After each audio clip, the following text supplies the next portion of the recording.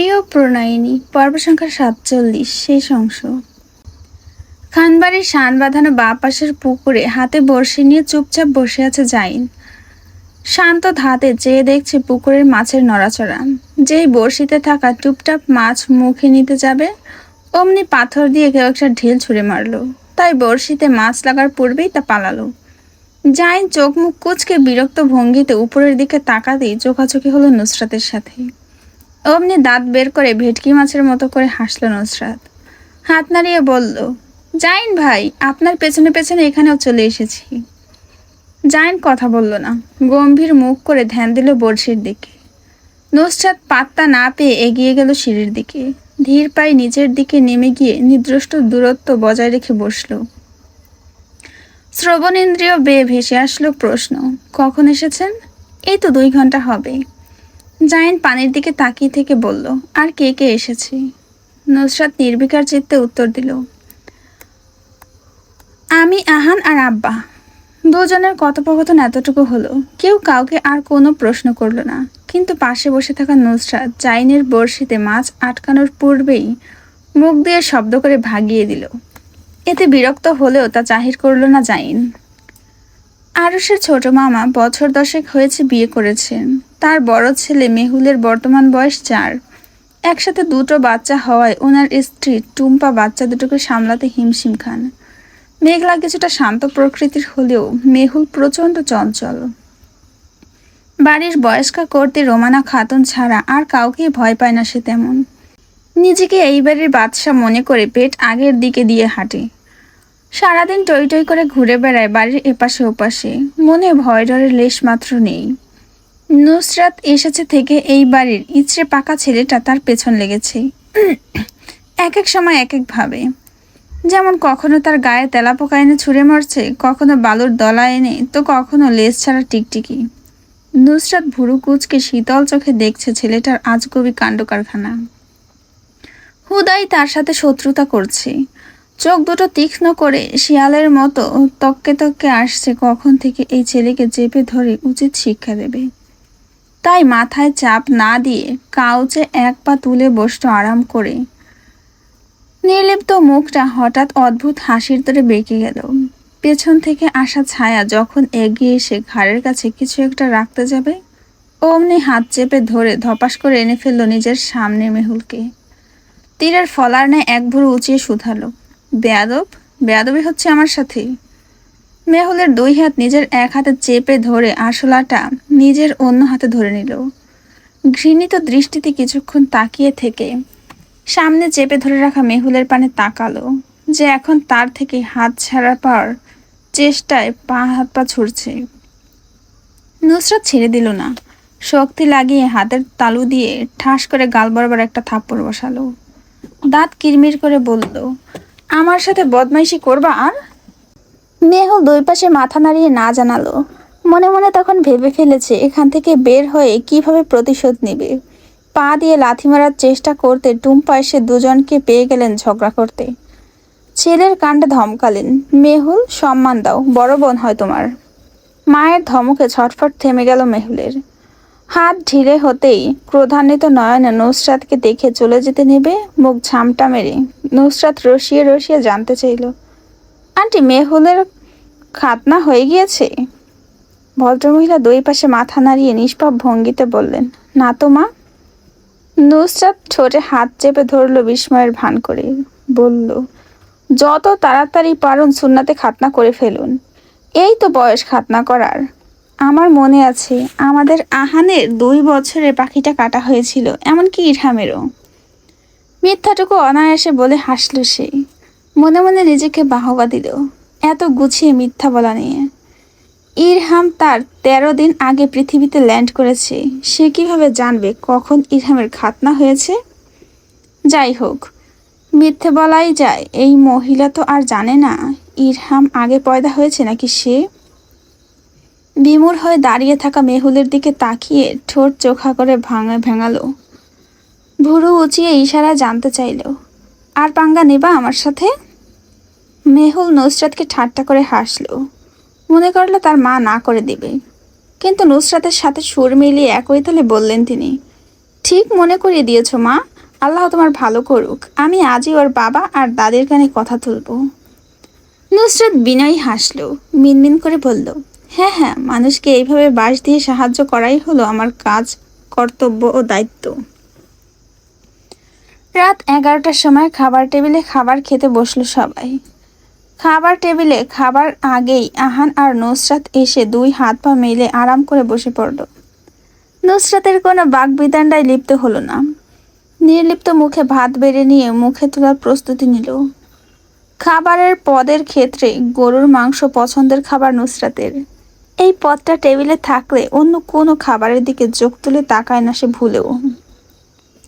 তাই আজও একই কাণ্ড ঘটল। গরুর মাংসের বাটি সবার আগে টেনে নিল নিজের দিকে। পাশ ঘেঁষে বসা আরস হাত বাড়িয়েছিল নেওয়ার আশায়। তা গুটিয়ে নিতে হলো রমণীর উৎসুকতায়। ইরশাদ মুরগির মাংস বেশি পছন্দ করে, আহানও একই। নুসরাত তো কখনো কখনো বলে পোলট্রি চিকেন খেয়ে পোলট্রি মুরগির মতো হয়ে যাচ্ছে দুজনে। এতে বিশেষ পাত্তা দেয় না কেউই, কারণ সৈয়দ বাড়ির ভেতরে নুসরাত একমাত্র ফালতু কথা বলার উস্তাদ। জাইনের আবার খাবারের ক্ষেত্রে ভিন্নতা, সে পছন্দ করে ছাগলের মাংস। রোমানা খাতুন ইরশাদকে বিশেষ পছন্দ না করলেও নাতিদের পছন্দ অনুসারে রেখেছেন খাবারের সকল পদ। আরস আর নুসরাতের জীবনেও কোনো কিছুতে মিল না হলেও খাবারের ক্ষেত্রে একটু আরেকটু মিল পাওয়া যায়। যেমন নুসরাতের গরুর মাংস পছন্দ, আরসের ক্ষেত্রেও তাই।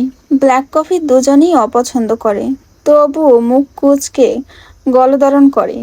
সবজির ক্ষেত্রে নুসরাতের অপছন্দের তালিকায় সর্বপ্রথম করলা, আর আরসের পছন্দের তালিকায় সর্বপ্রথম এই সবজিটা। আরসের অপছন্দ হলো ফুলকপি, নুসরাতের আবার তা পছন্দ। শুটকি পছন্দ নুসরাতের, আরস আবার তা দু চোখে ঘৃণা করে। স্পাইসি খাবার সৈয়দ বাড়ির কারোর মুখে রোচে না, তাই খাবারে মরিচের পরিমাণ সবসময় সামান্য থাকে।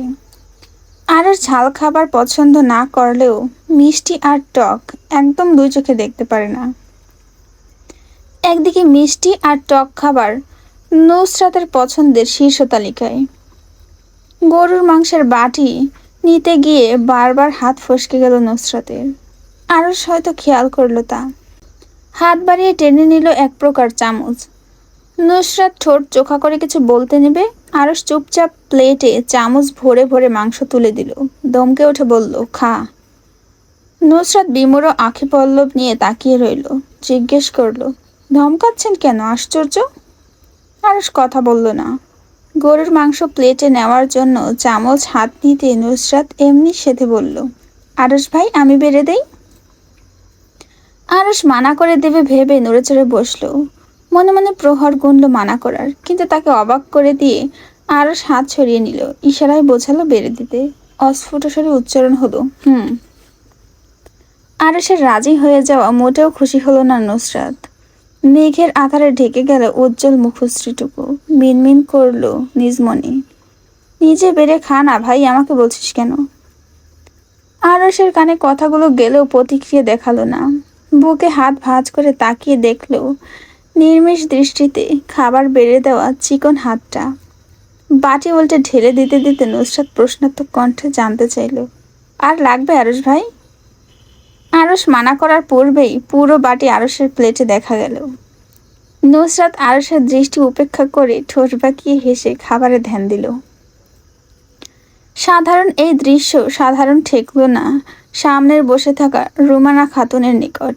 নাতির অমন প্রাপ্তবয়স্ক মেয়েটার দিকে হাঁ করে পলকবিহীন তাকিয়ে থাকা বয়স্কের নিকট অদ্ভুত ঠেকল। খাবার বেড়ে দেওয়া একে অন্যের প্লেটে এও মনে সূক্ষ্ম তেতোয়াতার সৃষ্টি করল। চামচ শব্দ করে ফেলে দিয়ে কিছু বলতে নেবেন, মুখ আটকালেন। গলবেলে দলা পাকানো কথাটুকু গিলে নিলেন আলগোছে। সবার দৃষ্টি নিজের দিকে উপলব্ধি হতেই বললেন, আগামীকাল মেহুলের খাতনা করা হবে। আতিক খাতনাওয়ালা নিয়ে এসো সকাল সকাল। নুসরাত ঠোঁট উঁচিয়ে তাকালো খাবার টেবিলে একপাশে গোমরা মুখে বসে থাকা মেহুলের দিকে। দৃষ্টতা নিয়েই তাকিয়ে রইল। যেই মেহুল এদিকে তাকালো অমনি চোখাচোখি হলো দুজনের। মেহুলের বিনা আর্তনাদের অসহায় মুখখানা দেখে মুখের ভেতরের খাবার না চাইতেও ছিটকে বের হয়ে আসলো নুসরাতের। খিলখিলিয়ে হেসে ওঠে পুরো ড্রয়িং রুম কাঁপিয়ে। আহান নুসরাতের হা হা করে হাসি দেখে ঠোঁট টিপল নিজের হাসি আটকানোর জন্য, হলো না। নিজেও কাহিনী না জেনে সুর মিলিয়ে হেসে উঠল। ঘড়ির কাঁটায় তখন কাঁটায় কাঁটায় 11টা বাজছে। মেহুলকে অনেকক্ষণ যাবৎ বোঝানোর চেষ্টা চলছে খাতনা করার জন্য, কিন্তু কোনোভাবেই সে রাজি না। দুই হাত পা ছাড়িয়ে বাড়ির মেঝেতে শুয়ে আছে, সাথে ঘোত ঘোত করে নিজের মনের রাগ ক্ষোভ প্রকাশ করছে। যেই সে নুসরাতের ওভাল আকৃতির মেসি বান করা হাস্যরস মুখটা দেখছে, তখন ইচ্ছে করতেছে চুল ছিঁড়ে মুখ আঁচড় কাটতে। রাগ রাগ চোখ মুখ তাকিয়ে অনেকক্ষণ চেঁচালো, কেউ কানেই তুলল না মেহুলের আত্মচিৎকার। নুসরাত এক পা চেয়ারে তুলে বসে আরাম করে আপেলে কামড় বসাতে বসাতে হাসলো সবার অগোচরে। এতে হয়তো মেহুলের রাগে ঘি ঢাললো। হাতের কাছে থাকা ফুলদানিটা তুলে ছুঁড়ে মারলো তার দিকে। সেকেন্ডের ভেতর উড়ে এসে পড়তে নিল তার নাক কপাল বরাবর। তার পূর্বেই বিমর্ত হয়ে বসে থাকা নুসরাতকে একটানে সেখান থেকে সরিয়ে নিল একটা শক্তপোক্ত হাত। নুসরাত হকচকিয়ে দেখল মেহুলকে। চোখ মুখ বিস্ময়ে অন্তর্ভুক্ত। নাসারন্ধ্রে কস্তুরীর ঘেরান প্রবেশ করতেই মাথা তুলে উপরে তাকালো। চোখাচোখি হলো নিষ্প্রাণ কালো বলয়ের আঁখি যুগলে। কানে ভেসে এলো, ব্যথা পেয়েছিস? নুসরাত রোবটের ন্যায় দুই পাশে মাথা দুলিয়ে না জানালো।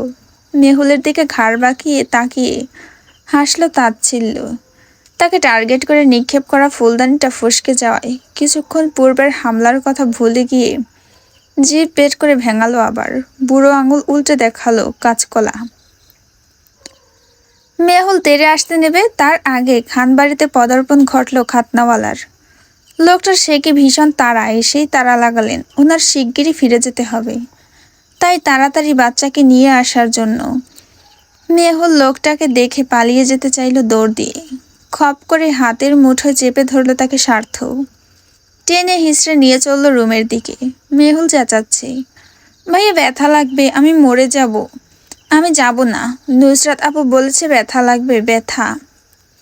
নুসরাত রাগ করে কপাল ভাঁজ ফেলল, বলল, আমি কখন বললাম ব্যথা লাগবে? মেহুলকে কাঁধে তুলে নিয়ে যেতে যেতে স্বার্থ বলছে, আরে কিসের ব্যথা, কোনো ব্যথা ট্যাথা লাগবে না, এই যাবি আর আসবি। মেহুল গলা ফেরে চিৎকার করলেও কেউ ধ্যান দিল না দিতে। রোমানা খাতুন ততক্ষণে এসে ড্রয়িং রুমে হাজির হয়েছেন। খাতনাওয়ালার সাথে কথা বলা শেষে দুজনেই এগোলেন সম্মুখে। নুসরাত সেটা খেয়াল করে আরশের থেকে দূরত্ব বাড়িয়ে কোমরের দুই হাত রেখে দাঁড়ালো। আরশের সম্মুখে দাঁড়িয়ে অদ্ভুত ভঙ্গিতে কিয়ৎকাল উপর নিচ দেখল। দুই ভুরুর মাঝে ভাঁজ ফেলে জিজ্ঞেস করলো, ব্রো, তোমার হয়েছে? আরশ দুই ভুরু নাচিয়ে জানতে চাইল, কি? নুসরাত ইশারা দিয়ে কিছু একটা বোঝালো। ইশারার বোঝানোতে রপ্ত থেকে অস্ফুট স্বরে উচ্চারণ করলো, আরে ওই সব। আরশ নুসরাতের হেয়ালিতে মেজাজ খারাপ করলো। নাক মুখ কুচকে চেঁচালো, কি সব হবে? আরে বোঝেন না?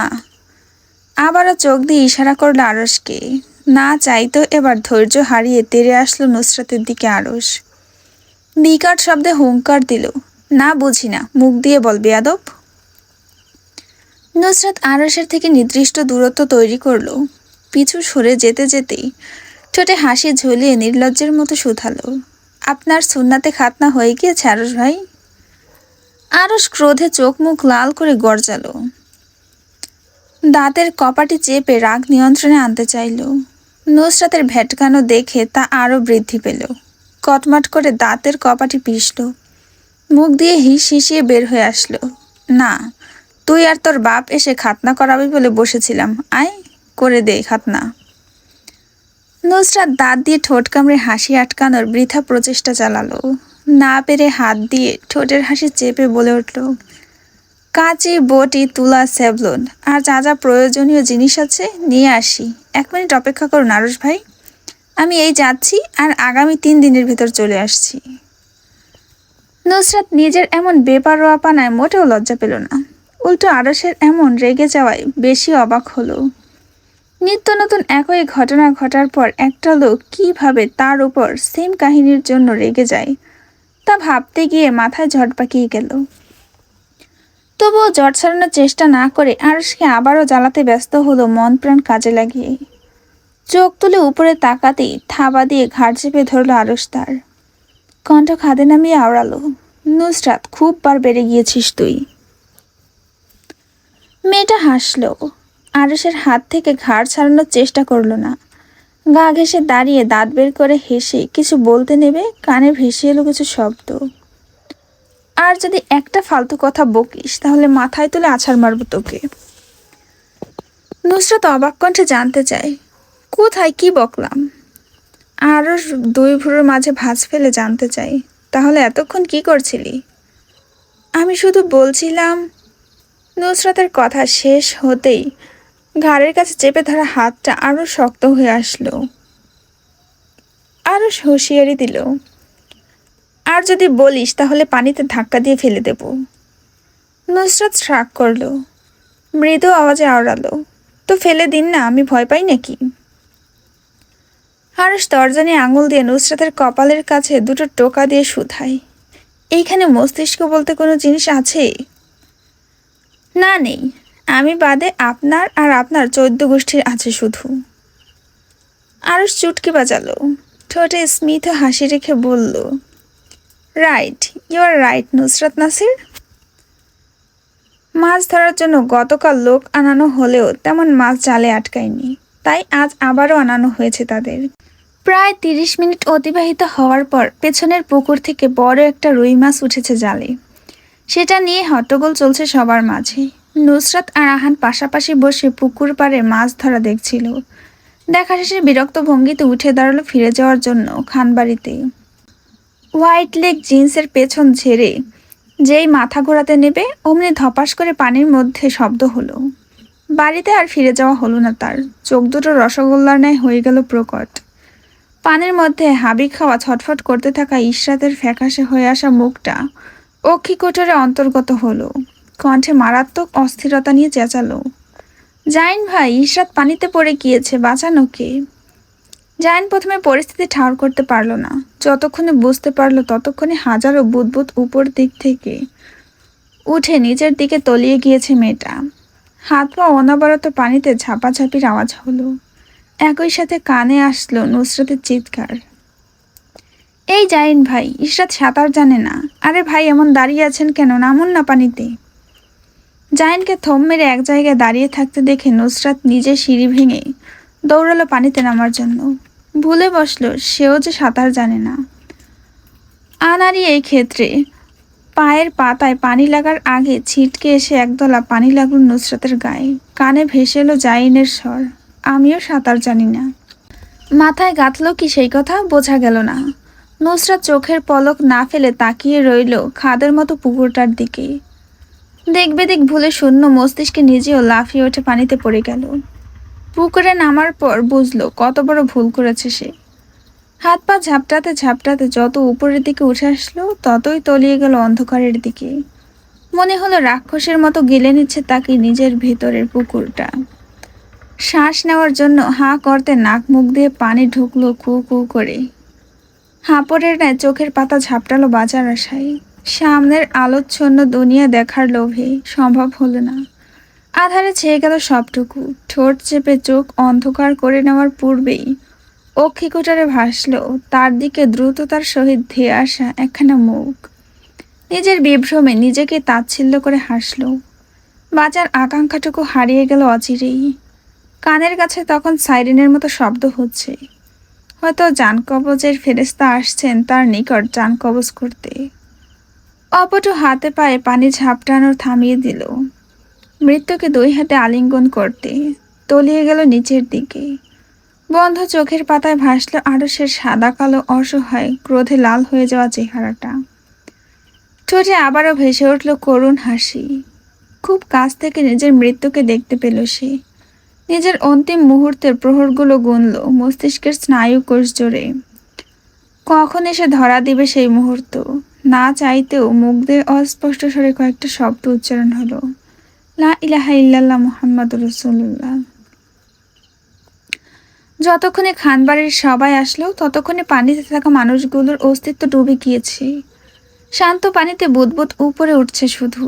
কেউ কোনো কিছু বুঝে ওঠার আগে ধরাম করে পানিতে আবারও শব্দ হলো। লিপি বেগম যখন দেখলেন পুকুরের পানিতে তার ছোট ছেলে, তখন কিছু বলতে ভুলে গেলেন। হেলাল সাহেব হেরে গলায় পেছন থেকে ছেলে মেয়েদের নির্বুদ্ধিতায় চেঁচাচ্ছে, চারটার একটাও সাঁতার জানে না, বোকাদের মতো ঝাঁপালো পানিতে কিভাবে। আহান কিয়ৎকাল বর্তমান পরিস্থিতি দেখলো গোল গোল চোখ দুটো দিয়ে। পানিতে নামার জন্য পা টিপে টিপে সিঁড়ি ভাঙল সে। ভয়ার্থহীন মুখে পানিতে পা রাখার পূর্বেই এক হাতে স্বার্থ টেনে নিল তাকে। ভুরু উঁচিয়ে জানতে চাইল, কোথায় যাচ্ছ পিচ্চি? আহান নিজের টি শার্ট টেনে ছাড়িয়ে নিল, মুখে বিরক্তি ছাপ। নাক ফুলিয়ে বলল, সবাই পানিতে নেমে গিয়েছে দেখছো না, আমিও নামছি যাতে পানির থেকে কোনো সূত্র আবিষ্কার করতে পারি। স্বার্থ দেখলো আহানের বোকা বোকা গুলুমুলু মুখটা, দুই আঙুলের সাহায্যে গালটা শক্ত করে টেনে দিয়ে বলল, সাঁতার জানো তুমি? আহানের নির্লিপ্ত উত্তর, না। তাহলে কোন সাহসে নামছো তুমি? আহান কোনো জুৎসই শব্দ পেল না বলার জন্য, তাই চুপচাপ দাঁড়িয়ে রইল। ততক্ষণে নাসির সাহেব আর হেলাল সাহেব দুজনে পানিতে নেমে গিয়েছেন। পটু হাতে অগ্রসর হচ্ছে অন্ধকার গহ্বরের দিকে। একে একে জালুয়ারা ও নিজেদের জাল নিয়ে পানিতে নেমেছেন। পাড়ে দাঁড়ানো লিপি বেগমের মুখটা কালো বর্ণ ধারণ করে থমথমে হয়ে গিয়েছে। চোখ মুখ দেখে বোঝা যাচ্ছে পারলে এই মুহূর্তে এই বাড়ি থেকে প্রস্থান নিতেন তিনি। শুধু নিজের অপারগতার জন্য দাঁড়িয়ে আছেন। সিঁড়ি ভেঙে নিচে নেমে আহানের হাতের কবজি চেপে ধরলেন নিজের হাতের মুঠোয়। বিড়বিড় করে আওড়ালেন, আল্লাহ আল্লাহ করে সবাই বাড়ি সুস্থ ফিরুক, পানি থেকে ফিরুক। আর এক মুহূর্ত এই বাড়িতে থাকবো না আমি। গাড়ির ব্যাক সিটে বোন আর ভিক্টরের মাঝখানে চুপচাপ বসে আছে মাহাদি। মুখটা গোমরা, দেখেই বোঝা যাচ্ছে জোর করে ধরে নিয়ে আসা হয়েছে তাকে। মাহাদির পরিবার আজ মেয়ে দেখতে যাচ্ছে মীরা বাজার। অনিকার মুখটা খুশিতে প্রফুল্ল হলেও মাহাদির মুখটা অন্ধকার। সব কিছু বিরক্ত বিরক্ত ঠেকছে তার নিকট। মমকে পাত্রী হিসেবে না করতে পরের দিন থেকে একের পর এক পাত্রীর ছবি নিয়ে হাজির তার পুরো পরিবার। 2 দিন যাবৎ কোনো রকম না করে সবাইকে টলানো গেলেও আজ কাউকে টলানো গেল না। একদম বগলদাবা করে নিয়ে আসছে পাত্রী দেখতে। গাড়ি চলতে চলতে এক সময় এসে নিজ গন্তব্যে থামলো, শব্দ করে হর্ন বেজে উঠল। আর এতেই চিন্তাকরণ থেকে বের হয়ে আসলো মাহাদি। মুখটা গম্ভীর করে ধূপধাপ পায়ে নামলো গাড়ি থেকে। হাতে কালো রঙের coat, grey colour shirt in করে পরা কালো প্যান্টের সাথে। শার্টের হাতা কবজি পর্যন্ত গোটানো, উপর থেকে একদম ফিটফাট। পায়ে শুয়ের জায়গায় একজোড়া স্যান্ডেল। অনিকা যখন সেটা খেয়াল করলো তখন জিজ্ঞেস করলো, এই জুতো কোথা থেকে নিয়ে এসেছো তুমি? মাহাদি বিরক্ত ভঙ্গিতে বোনের দিকে তাকিয়ে বলতে নিল, কাবার থেকে। তার আগেই নেত্রকোণে ভাসলো পায়ের জুতা জোড়া। কপালের ভাঁজ নিমিষেই শীতল হয়ে গেল। মুখ ফেসকে বের হয়ে আসলো ওয়াশরুম থেকে।